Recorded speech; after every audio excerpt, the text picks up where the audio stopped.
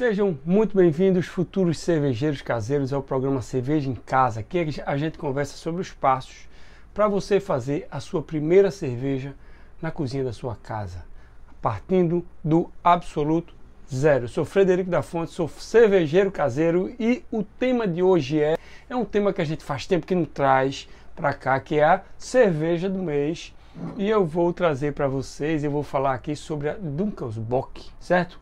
É uma bock mais escura, uma cerveja que eu fiz já tem uns 2, 3 meses, e aí eu aguardei para fazer esse vídeo para vocês, certo? E eu queria dizer para vocês o seguinte, que essa Dunkelsbock é uma cerveja alemã, certo? Ela tem origem na Alemanha, é uma cerveja que, pelo estilo, é uma cerveja de cor escura, realmente, ela tende para o marrom ao preto, ela pode ser até preta, uma Dunkelsbock, certo?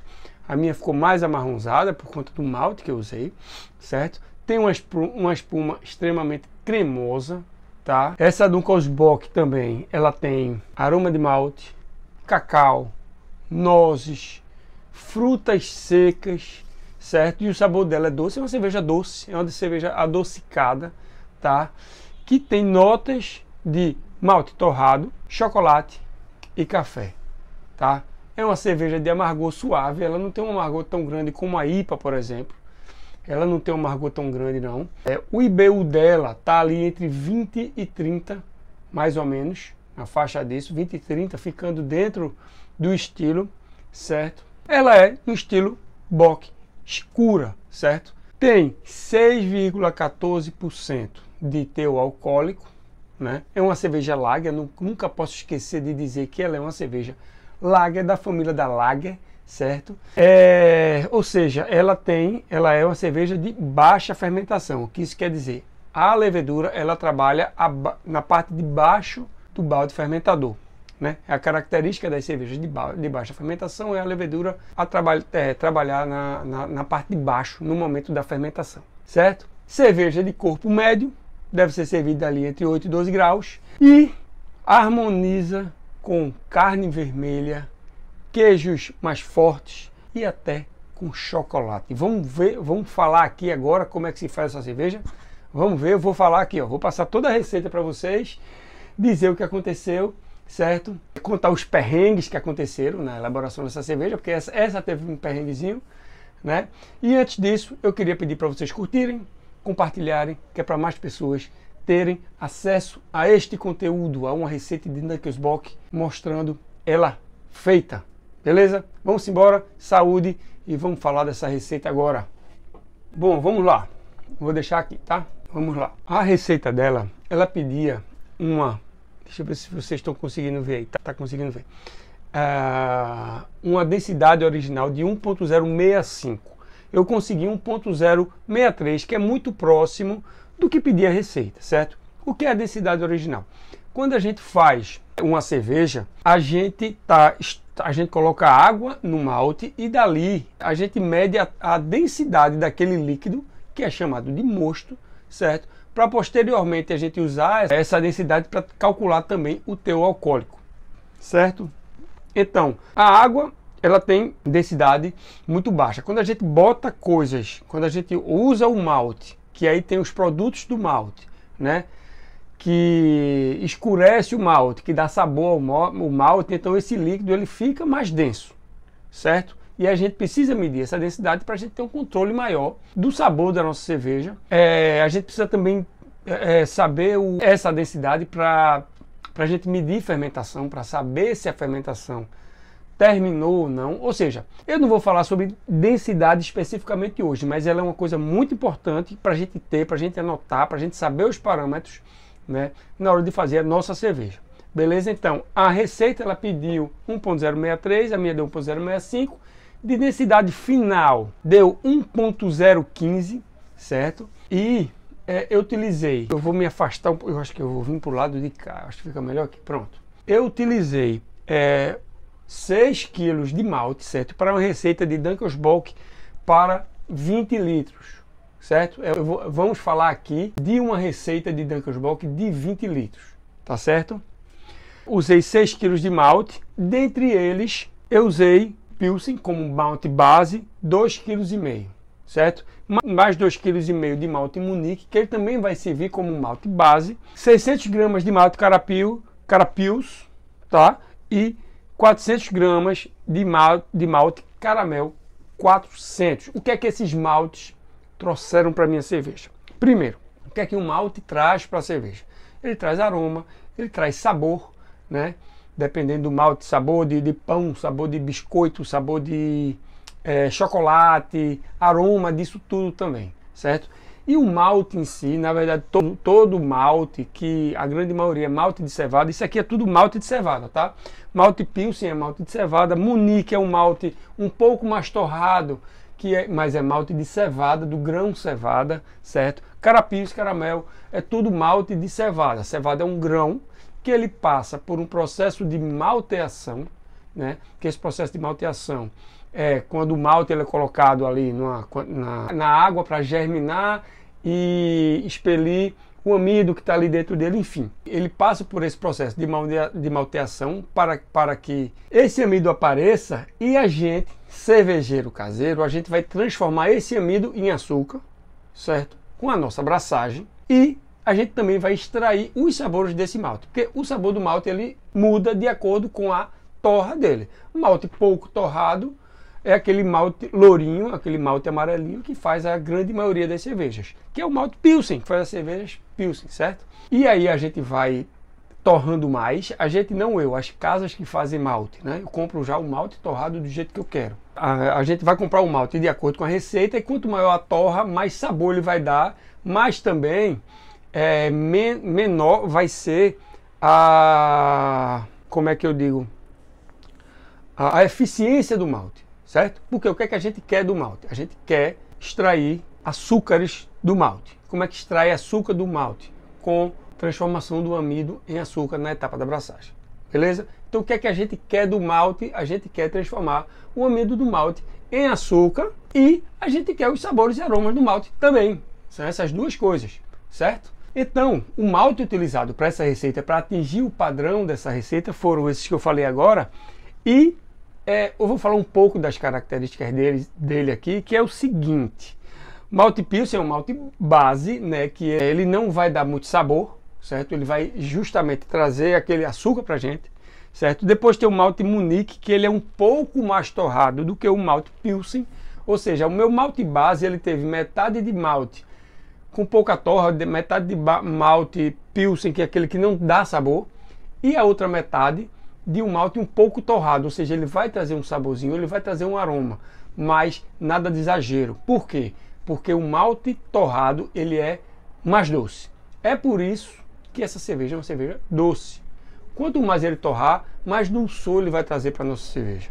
Então metade do meu malte base, 6 dos 5 quilos, são malte base. 2,5 é um malte um pouco mais torrado, que é o malte Munique, certo? Isso tudo para atingir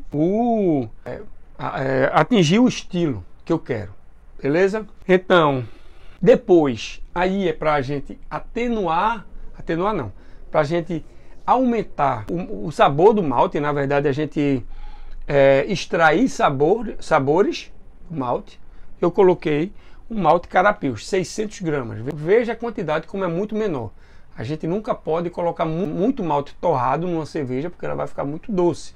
Então, desses 5 quilos, certo, de malte base, foi para um malte mais torrado do que o normal. O Munique ele é só um pouco mais torrado.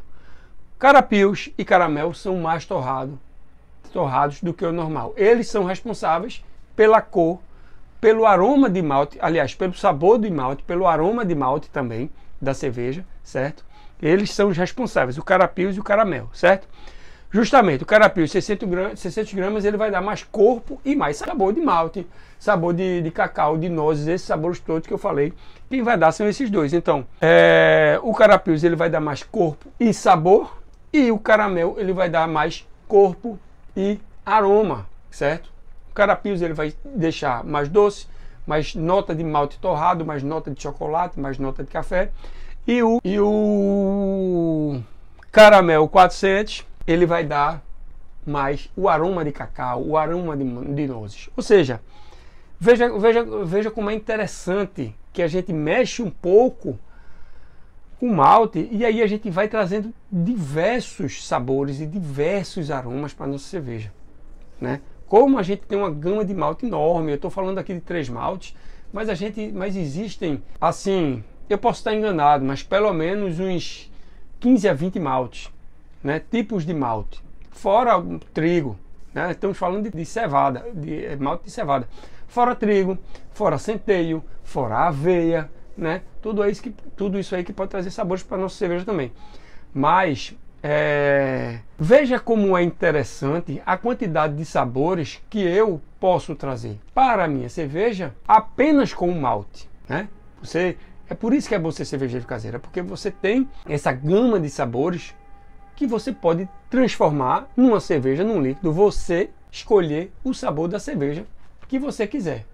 Beleza? Vou falar um pouco do lúpulo agora, que é mais um ingrediente que a gente vai trazer para nossa cerveja, né? Que vai dar também sabores e aromas, certo? Às vezes mais do que o malte, às vezes não, vai depender do estilo. Tem cervejas que o malte influencia mais do que o lúpulo, mas a maioria o lúpulo influencia mais. Beleza? Então vamos falar um pouquinho do lúpulo que a gente usou. Foi o Northern Brewer, certo? Que ele vai dar um pouco de notas herbáceas, certo? Para nossa cerveja, né? É uma cerveja que ela tem um apelo forte do malte e um apelo menor do lúpulo, certo? Esse lúpulo a gente usou 50 gramas dele para 20 litros de cerveja. Não é uma quantidade grande de lúpulo. Se você comparar, existem IPAs que são feitas com 300 gramas, 20 litros, 300 gramas de lúpulo.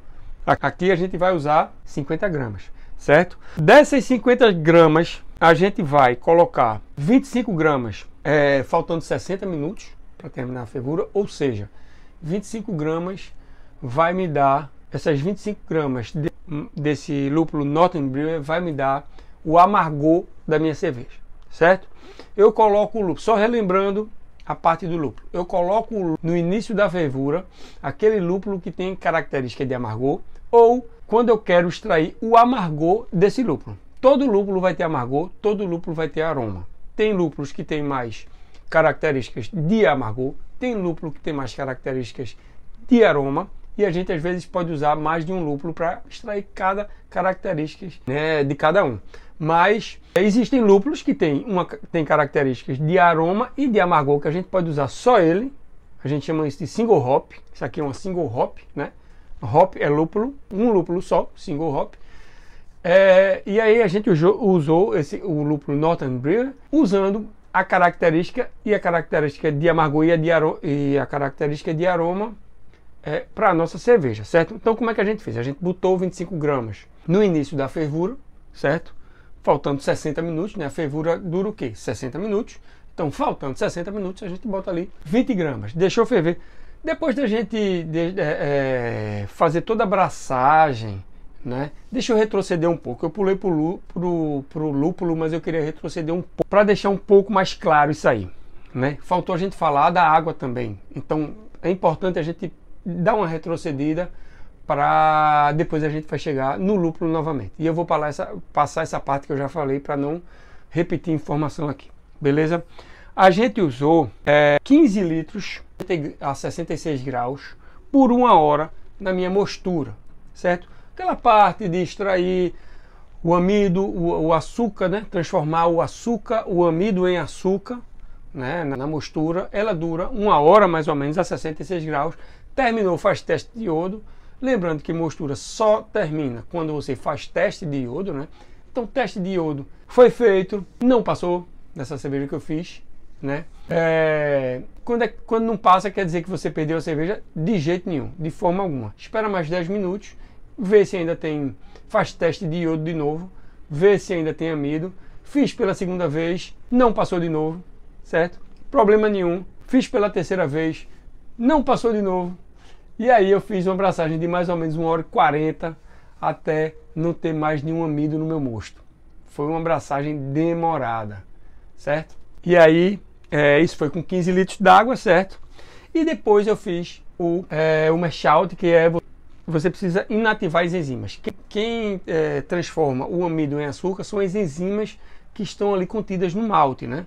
Então, depois, e elas trabalham em determinadas temperaturas. Elas trabalham ali de 45, mais ou menos 40 graus, até 68 graus. Só que a gente, normalmente, as cervejas, elas trabalham entre 64 e 68 graus, que é onde as enzimas alfa-amilase e as beta-amilase, elas trabalham nessa faixa de temperatura. Tem outras enzimas que trabalham mais baixo, mas aí é para outros estilos de cerveja, por exemplo, uma cerveja de trigo, por exemplo. Ela vai ter umas enzimas que ela vai trabalhar na temperatura mais baixa, certo? E aí a gente, enfim, são rampas de temperatura que a gente pode mexer para alterar sabor e fazer com que as enzimas trabalhem do jeito que a gente quer, certo? Terminou o trabalho das enzimas, o que é que a gente faz? O mash out. A gente quer que ela pare de trabalhar. Terminou o trabalho, passou no teste do iodo, a gente quer que ela pare de trabalhar. Então a gente eleva a temperatura para 78 graus, que é para a gente inativar essas enzimas, certo? Deixou a 78 graus, deixei em 15 minutos, certo? E aí eu fui fazer a lavagem, que é justamente eu colocar a água, que também estava a 78 graus, certo? 19 litros de água de lavagem, a receita pediu, tá? Fiz a lavagem, joguei a água lá no malte, né? Extraí tudo que estava nele, fiz toda a lavagem e passei para minha panela de fervura. Tá? Eu tinha pulado para a fervura, esqueci esse detalhe importantíssimo, que foi até um perrengue que eu passei, né? Que essa demora para passar no teste de iodo, tudo, eu disse que ia contar os perrengues também, então ele ia passar direto. Mas enfim, cheguei na etapa da fervura, tá? Passou o teste de iodo, tudo, fiz lavagem, tudo, ficou um pouco turva a cerveja, né? Eu não uso clarificante, não usei clarificante também, isso não altera sabor, tá? E aí começou a fervura. Coloquei o lúpulo lá, de amargor, né? Como eu falei lá quando eu comecei a falar de lúpulo.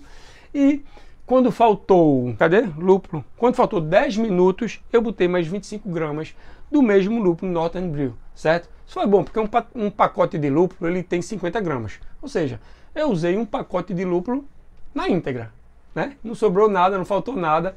E eu estou dizendo isso por quê? Porque eu tenho um bocado de pacote de lúpulo no meu freezer ali, que é restinho de lúpulo que sobra. E aí eu fico juntando para usar em outras cervejas. Mas dessa vez foi o pacote todo e não tem mais Northern Brew aqui para usar.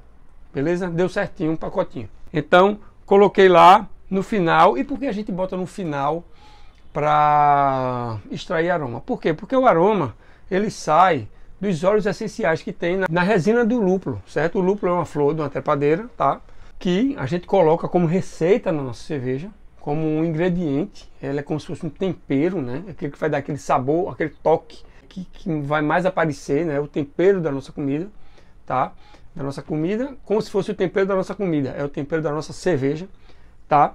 E aí, os óleos essenciais que estão nas resinas dessas flores, né? Flores de trepadeira que a gente bota na nossa cerveja, elas são muito voláteis. Então, se a gente colocar o lúpulo no início da fervura, o aroma, que é o que eu quero extrair no final da fervura, né, que eu coloco para extrair o aroma, se eu colocar no início da fervura, ele vai ser diluído todo, ele vai sair com a evaporação do meu mosto, porque o mosto ele vai passar uma hora fervendo, ou seja, vai evaporar, ele vai extrair sabores indesejáveis, tudo, e se eu colocar o lúpulo ali no início, o lúpulo que eu coloquei no início ali para extrair amargor, eu não vou conseguir extrair nada de aroma daquele lúpulo, porque ele saiu tudinho todo o aroma saiu no vapor daquele mosto que estava fervendo, certo? Então, o lúpulo que eu estou colocando no final é justamente para eu extrair o aroma da minha cerveja, que vai ser um aroma de notas herbáceas para atingir o estilo, certo? Continuando, um detalhe simples, a 10 minutos eu perco ainda um pouquinho de aroma, porque ele passa 10 minutos soltando gás ainda, evaporando ainda. O leite está ali fervendo, evaporando. Ou seja, eu extraí um pouco do amargor e deixei de extrair um pouco do aroma, certo?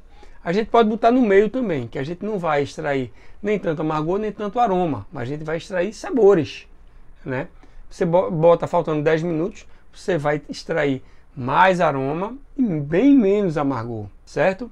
Mas faz parte da cerveja, certo? Tem cervejas americanas que botam bota o lúpulo de amargor lá, faltando 60 minutos. Aí depois bota um faltando 45, que vai interferir no amargor. Aí depois bota um aos 30, depois um aos 30 aos 25, depois aos 20, depois aos 10, depois aos 15, depois aos 5 e aí depois ao 0 e sai colocando uma gama de pelo menos uns, sei lá, uns 20 lúpulos mais ou menos. Não, 20 é exagero.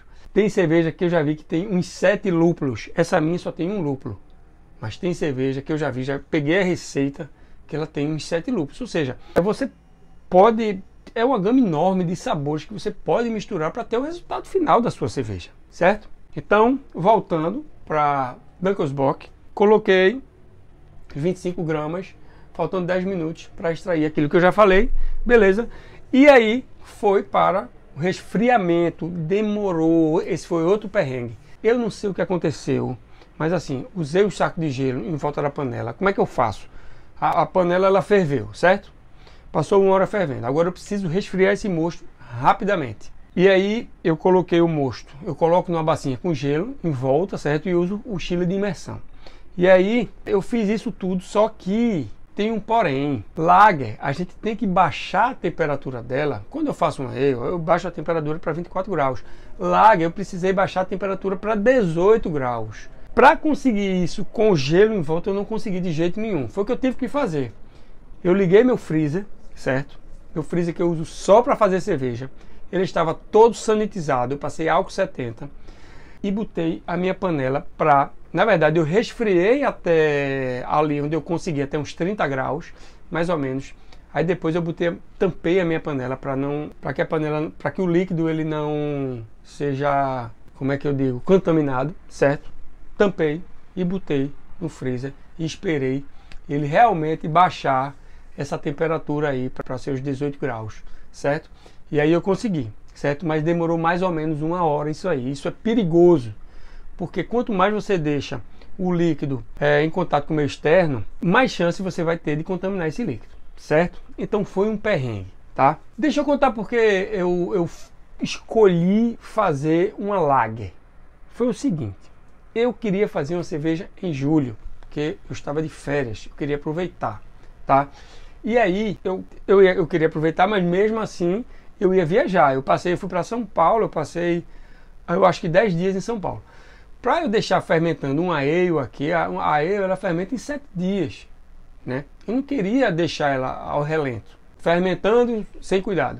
Então foi o que eu resolvi fazer uma lager. A lager ela fermenta 14 dias fermentando, 7 a 14 dias. Então eu poderia deixar mais dias. Então é por isso que eu escolhi uma lager. E aí eu pesquisei sobre as lagers tudo e aí me veio a Dunkel's Bock. Beleza? Foi uma estratégia para eu fazer cerveja, viajar, quando voltar, continuar fazendo. Certo? E aí, voltando, eu coloquei a minha cerveja. Eu consegui baixar e aí coloquei levedura, 2 pacotes, que aqui pede a receita, 2 pacotes de levedura BF16. Né?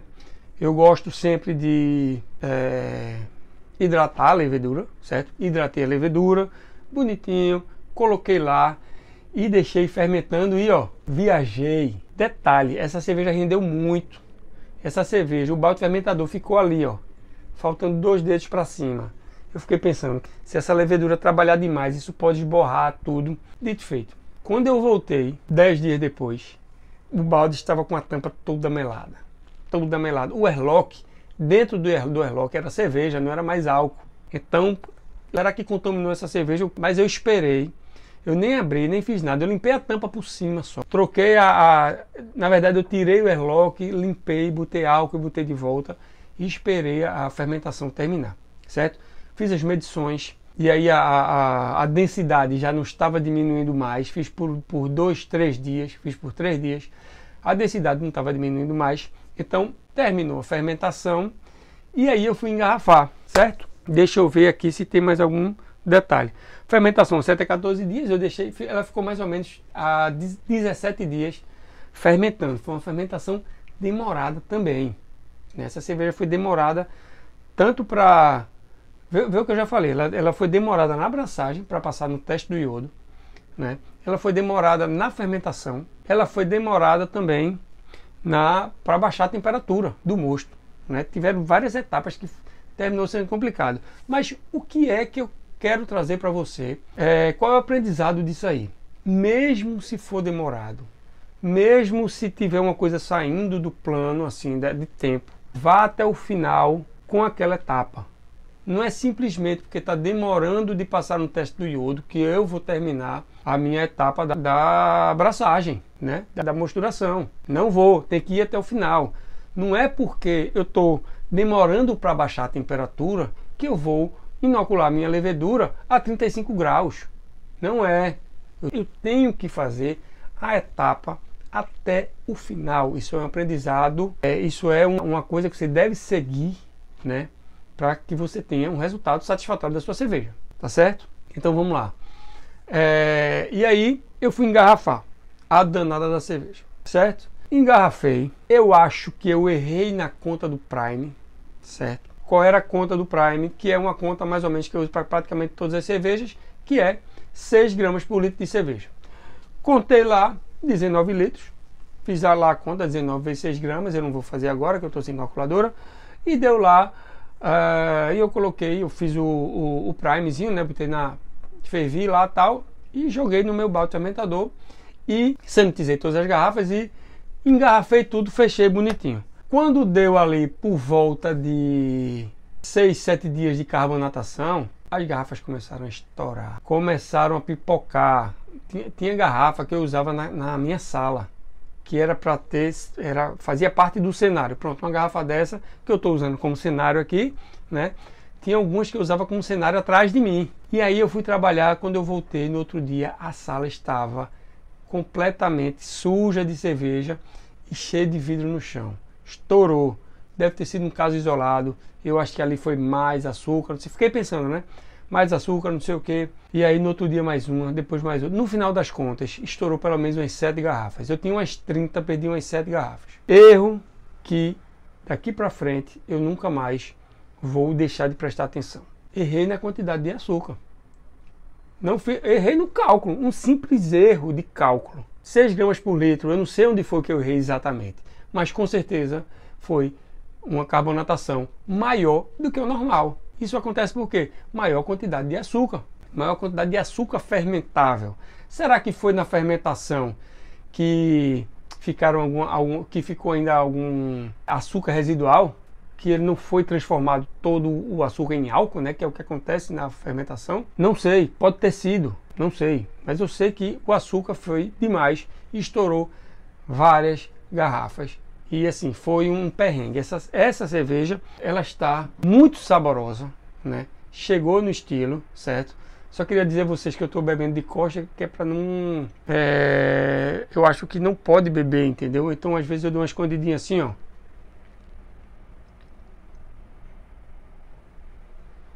E aí, eu não posso mostrar isso. Eu acho que o YouTube não aceita, o Instagram não aceita, enfim. Eu vejo muita gente fazendo isso, eu não entendo exatamente porquê, mas eu acho que não pode. Por isso que eu estou bebendo de costa, eu estou bebendo aqui de lado, né? Como eu bebi agora. Enfim, ficou uma cerveja saborosíssima. Um amargorzinho ali, delicioso. Adocicada, cumpriu, apesar de ter sido um trabalho um pouco maior, né? Não foi tão divertido, foi um pouco mais estressante, né? Porque o bom é você se divertir no processo. Mas enfim, dessa vez passei por perrengue, cerveja passa por perrengue sempre. Duvido que exista algum cervejeiro que não tenha passado por perrengue. Certo? Deixa eu ver aqui. Gente, uma dica. Você que está assistindo o vídeo aí, quando eu tiver assim, ó, liberando o quadro, você dá um pause e anota aí toda a receita. Se você quiser, pode me perguntar que eu passo isso aqui. Se você não tiver conseguindo anotar aí, né? Se tiver muito pequena a letra e tal, tá assistindo no celular, sei lá, eu passo a receita, não tem problema nenhum, certo? Todas as informações foram passadas, o resultado foi excelente, como sempre. É muito bom fazer a cerveja que a gente quer, e qualquer cerveja, né? E eu queria agradecer a vocês, mais uma vez, por ter ficado até o final do vídeo, certo? Queria dizer a vocês que façam essa cerveja, tá? Eu disse aqui o perrengue que eu passei e disse como resolver, né? Ou seja, você não precisa passar pelos perrengues que eu passei, porque eu falei aqui, falei onde eu errei, e é só você não fazer isso. Beleza? Faz aí, me diz como ficou. Se quiser a receita, eu mando. E muito obrigado novamente e até o próximo vídeo. Valeu!